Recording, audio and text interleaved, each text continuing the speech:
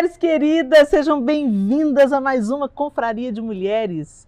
Esse lugar onde a gente se encontra para conversar sobre muita coisa boa, sempre baseadas na bendita palavra de Deus. Hoje eu quero conversar com você sobre uma mulher muito especial. Nós temos vários exemplos de mulheres e você está acompanhando a Confraria, você já percebeu que nós sempre trazemos algum exemplo, alguma mulher da Bíblia para nos ensinar com a sua vida. Aquilo que é bom e aquilo que não é tão bom. Nós temos sido inspiradas por essas mulheres. E a mulher de hoje é a Sulamita. A Sulamita é aquela que é amada do coração de Salomão. Salomão tinha um verdadeiro harém, mas tinha uma única mulher que capturava o seu coração. O que a gente pode aprender com a Sulamita? Vamos ver. Olha, tem um texto em Cântico dos Cânticos, ali no capítulo 6, que tem um diálogo entre a amada e o amado. Alguns estudiosos dizem que o livro de Cântico dos Cânticos está aqui só para falar da relação da noiva com Cristo. Mas só, gente, que é mais do que isso aqui. A Bíblia é um livro muito completo e a Bíblia se refere a todo tipo de relacionamento. O sexo foi criado por Deus. É do sexo que nascem os bebês. É algo sublime, é algo divino, mas que infelizmente foi distorcido pela maldade do homem, não é isso? Mas o sexo continua sendo invenção de Deus e Deus tem um propósito para que o sexo seja desfrutado dentro da proteção do casamento de uma maneira linda, saudável. E é um pouco sobre isso que a gente quer falar hoje, ok? Então vamos lá.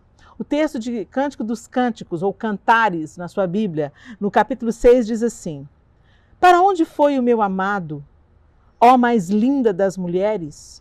Diga-nos para onde foi o seu amado e procuraremos com você.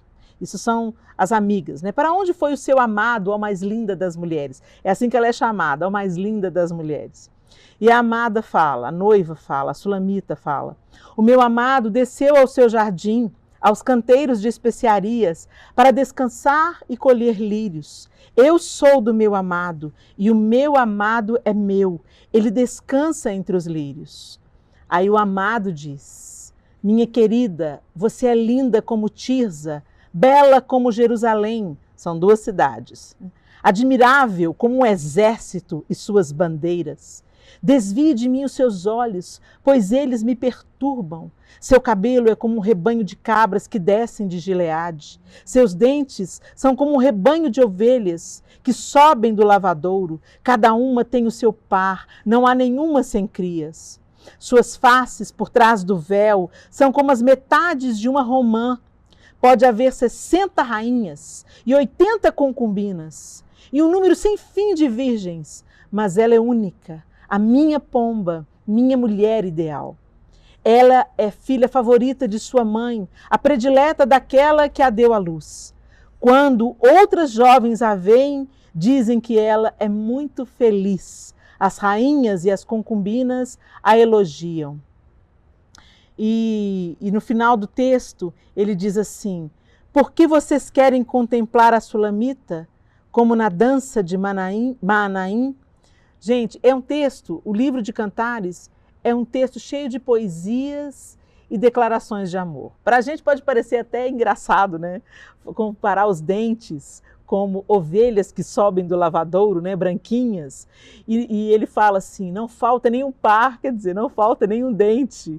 Porque, gente, era uma outra realidade, né? Não tínhamos o acesso elas não tinham o acesso que a gente tem hoje.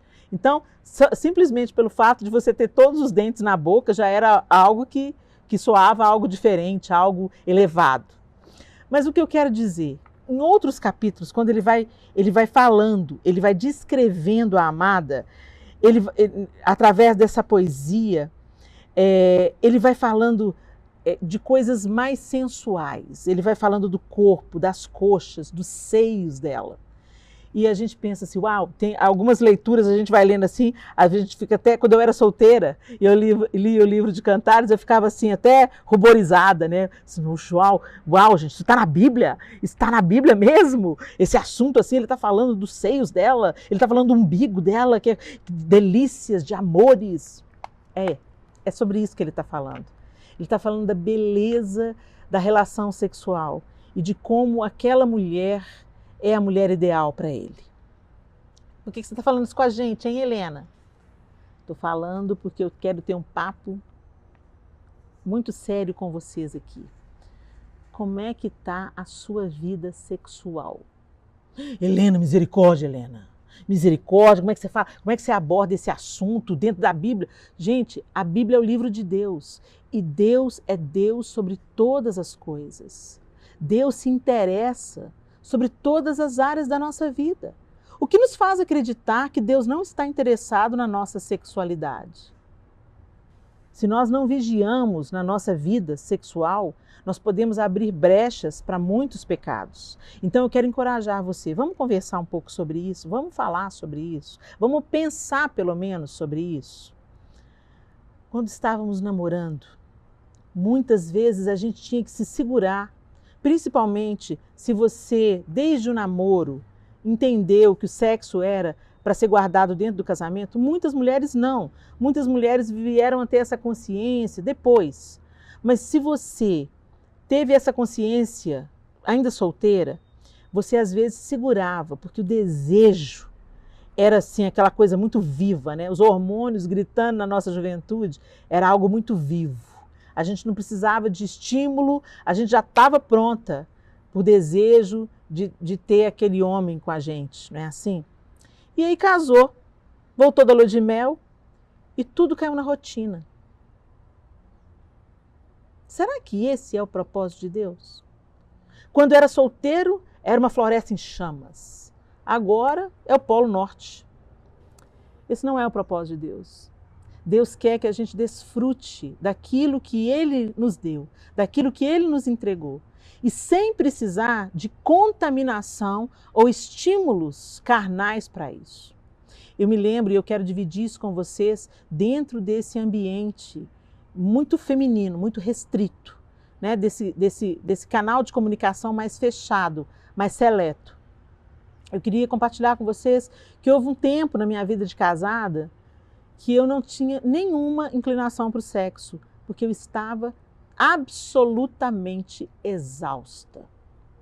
Eu já tinha parido, né, como diz aqui em Minas, o meu terceiro filho. O Arthur estava bem pequenininho e o Miguel ainda usava fraldas e mamadeira. Então eu tinha praticamente 2 bebês e uma garotinha de 5 anos de idade e era realmente uma demanda muito grande para mim, muito trabalho. E apesar de eu ter ajuda, essas questões da maternidade, elas são muito absorventes. Então eu pensava assim, eu imaginava assim, se a minha casa está limpa, as roupas do meu marido estão em ordem, a comida predileta dele está no prato, os filhos estão bem cuidados, então está tudo bem. Até que um dia o meu marido virou para mim e disse assim: Helena, você não me ama mais? Eu levei um susto. Como não te amo mais? Que história é essa? E ele falou: a gente não está tendo tempo de intimidade. A gente não namora mais. Quando eu chego, você está exausta. Por mais que eu tente te ajudar com as crianças e tudo, te liberar para você ter um tempo seu de descanso e tudo, você não está correspondendo mais. Eu fiz alguma coisa que te feriu? Você não me deseja mais? Você não me quer mais? E eu fiquei extremamente ofendida, confesso para vocês. Fiquei indignada mesmo. Aí, o que eu fui fazer? Orar. Porque para mim, Deus se interessa sobre todos os assuntos da nossa vida. E eu fui orar e contar para Deus como eu estava me sentindo triste, porque o meu marido achou que eu não amava ele mais, porque eu não queria mais fazer sexo com ele. Ou isso se tornou muito esporádico. E qual foi a minha surpresa? Eu falei, desabafei, rasguei meu coração. Deus, isso é uma injustiça, muda o coração do meu marido. E aí eu fui ler um texto bíblico e, para minha surpresa, o texto de Coríntios, capítulo 7, dizia que o corpo da mulher não é dela, e sim do marido. E que o corpo do marido não é dele, é da esposa. E que os dois não devem se afastar por muito tempo um do outro, dessa intimidade sexual, a não ser em caso de mútuo consentimento e para se dedicarem à oração. e não por muito tempo, para que não venham a ser tentados. E aí eu entendi. Quase que eu me revoltei contra Deus e falei assim, o que é isso, Deus? Isso é um complô? Mas eu resolvi, eu decidi obedecer. E qual não foi a minha surpresa? A minha obediência começou como obediência sacrificial, mas terminou com uma guinada na nossa vida sexual. Ou seja, Deus transformou em vinho aquilo que tinha virado água. Eu quero te encorajar. A gente não precisa, gente, definitivamente, de estímulos mundanos. Nós não precisamos de inspiração na pornografia. Nós precisamos de pedir ao autor, o inventor do amor, do sexo, da maternidade, da paternidade, da gestação e tudo de bonito que vem através do sexo. Pedir a ele que ele, com seu toque de amor, aqueça aquilo que está se esfriando. E claro, muito diálogo, muita conversa. Diz para ele o que você não gosta, o que você gosta, longe da cama. Na cama não é lugar da gente conversar sobre sexo. Parece um paradoxo, né? Mas a gente deve falar sobre isso num jantar a dois, num momento de namoro não com apelo sexual, aquele namoro mais mão com a mão, andando pela calçada. E você ali vai dizer o que você gosta, o que você não gosta. Eu tenho certeza que Deus quer que vocês dois, você e seu marido, desfrutem da alegria do casamento, da alegria do sexo, do prazer que ele dá. Alivia estresse, ajuda a emagrecer, tantos benefícios. Desfrute, não deixe Satanás roubar ou contaminar o seu leito. Ele é sagrado. Amém? Deus abençoe vocês. Muito bem, meninas, agora nós temos conselho profissional. Aí você vai dizer assim, ih, Helena, será que hoje o conselho da sexóloga? Bem que cabia aqui, né, gente, já que a gente falou sobre sexo. Não, mas a gente vai ter outro conselho. Nós vamos falar com a nossa advogada, minha amiga querida Aline Girundi. Aline, olha a pergunta para você hoje. Ô, Aline, o que é Convenção de Belém do Pará? Você pode explicar? O que é Convenção de Belém do Pará? Vamos lá, vamos voltar um pouquinho no tempo. Em 1993 foi realizada a primeira Convenção Internacional de Proteção aos Direitos das Mulheres. Ela tinha como escopo prevenir, punir e erradicar toda a violência contra a mulher nos estados. E essa convenção foi editada em 1994 em Belém do Pará e foi ratificada em 1995 aqui no Brasil. Foi o primeiro tratado internacional que visava proteger os direitos das mulheres. Então ele tem uma importância muito significativa.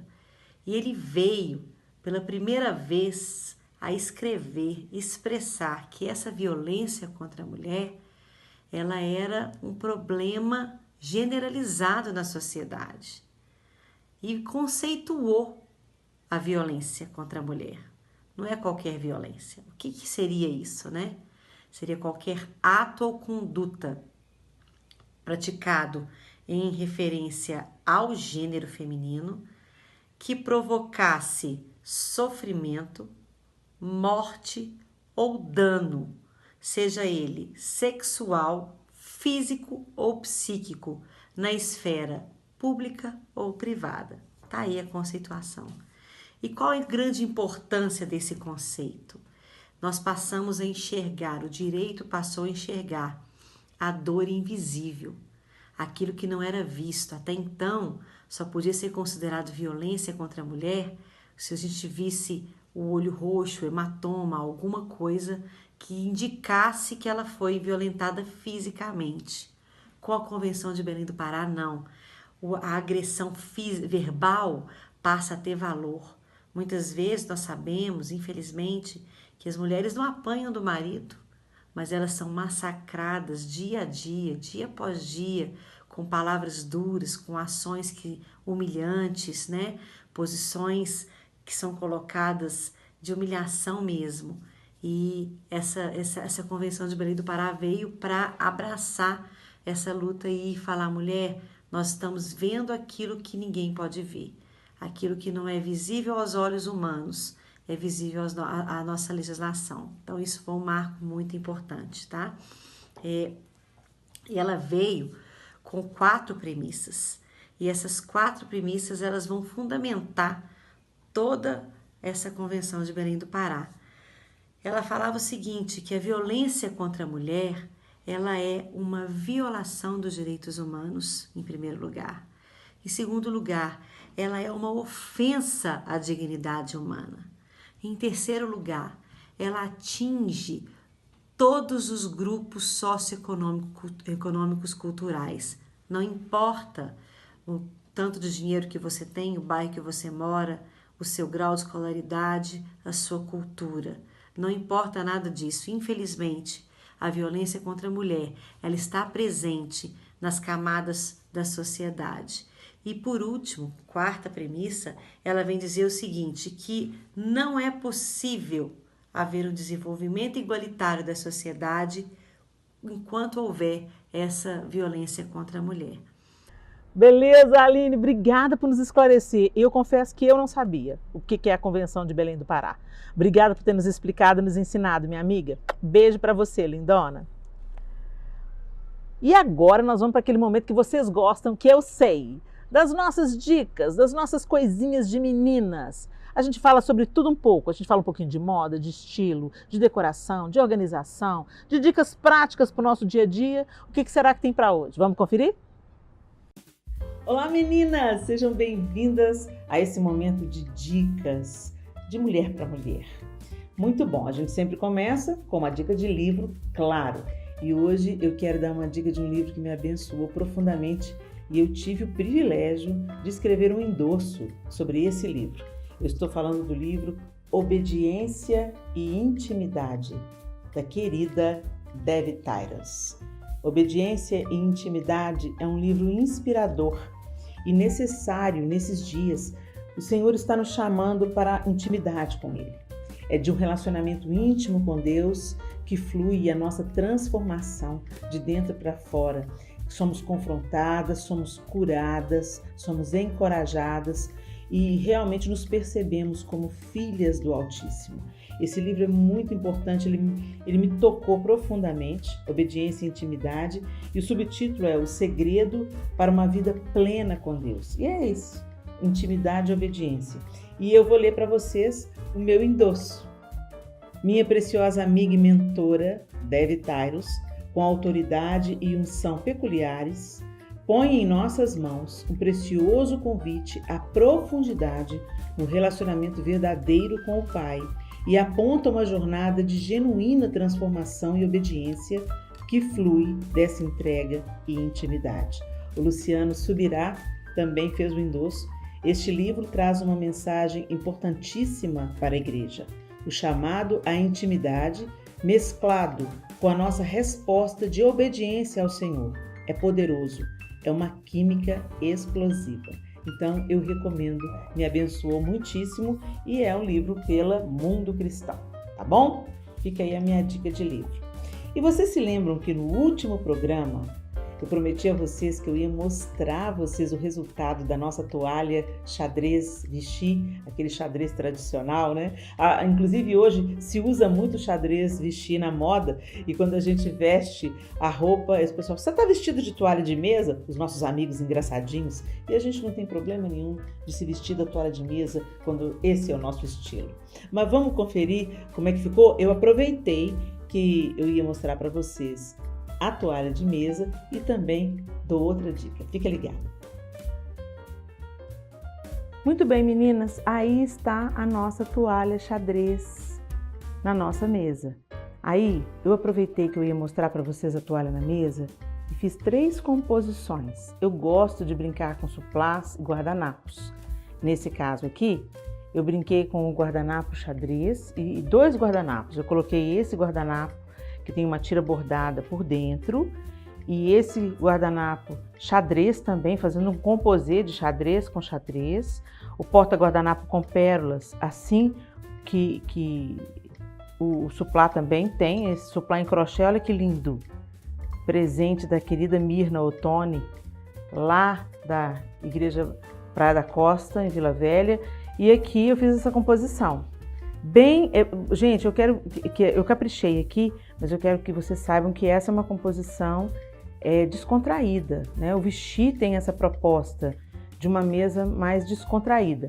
Aqui eu caprichei mais um pouquinho, colocando esse tipo de estamparia, esse porta-guardanapo e esse talher um pouquinho mais trabalhado, porque, por exemplo, uma mesa de domingo, descontraído para o almoço entre família mesmo, mas com um pouquinho mais de capricho. Na próxima composição, eu já fiz uma brincadeira mais ousada com as cores. Eu joguei com o vermelho. Olha como é que fica legal o vermelho com o preto e branco do xadrez Vichy. O guardanapo também é xadrez Vichy e eu coloquei esse guardanapo preso por um porta-guardanapo que tem melancias, como suplá. Olha que gracinha. Gente, isso aqui tudo é tecido baratinho que a gente pode fazer. E aqui é um círculo de MDF que você pode cobrir com essa capinha, né? Então, é uma coisa bem acessível, tá, gente? Aqui não tem nada de caro, de ostentando, não. É de bom gosto, mas é bem acessível. E aí eu coloquei a taça vermelha também para combinar, né? Com essa proposta divertida do vermelho com preto e branco, os talheres no branco. E a última composição que eu fiz foi com também xadrez. Aqui eu usei o xadrez e um porta-guardanapo mais clean, mas aqui como for o xadrez, a gente podia, por exemplo, ser um guardanapo de poá, por exemplo. Um guardanapo com fundo branco e bolinha preta, ou vice-versa, porque o poá combina muito bem com o xadrez. O listrado, o poá, e aqui o xadrez com xadrez, duas padronagens diferentes, mais simples, bem dia a dia, com esse copo com pé, né? Pra gente que não toma vinho e tudo, normalmente a gente usa esse copo para o suco, para o refrigerante ou até para água. Agora, eu quero que vocês percebam que nas 3 composições eu usei os talheres dessa maneira. E eu queria dar uma diquinha, aproveitando que eu estou mostrando essas possibilidades para vocês, uma dica dos talheres. O que é masculino sempre fica à esquerda, o garfo. O que é feminino sempre fica à direita, a faca. E no caso, por exemplo, se eu fosse servir um caldo, um consumê, uma sopinha antes do prato principal, eu colocaria a colher aqui na direita. E aqui em cima, os talheres para sobremesa. O garfo, ele vem aqui, ó, da esquerda para cá. E a colher é como se ela saísse aqui da direita para cá, ok? Então essa dica aí, o que é masculino, sempre à esquerda. O que é feminino, sempre à direita. É isso aí. Eu espero que vocês tenham gostado das dicas e que você se lembre, use o que você tem. É tão interessante que as pessoas às vezes falam assim, puxa, guardanapo de pano? Gente, guardanapo de pano é sustentável, sabia? Quando você gasta guardanapos de papel, toalhas de papel, você está prejudicando a natureza. Então vale a pena a gente fazer os guardanapos de pano. Eles são práticos, eles são úteis, eles deixam as mesas lindas. Você pode brincar com a sua criatividade, fazendo composição de estampas. Os tecidos que devem ser de algodão, eles são têm um preço muito em conta e eles duram muito tempo se você cuidar deles direitinho. Então, a natureza agradece, sua família também e a mesa fica linda. Aproveite a brincadeira. E assim nós terminamos mais um Confraria de Mulheres. Eu espero que vocês estejam com o coração aquecido, que eu tenha despertado vocês em coisas boas e que o Senhor faça no coração de todas nós aquilo que só Ele pode fazer. Um grande beijo e até a semana que vem com mais um Confraria de Mulheres.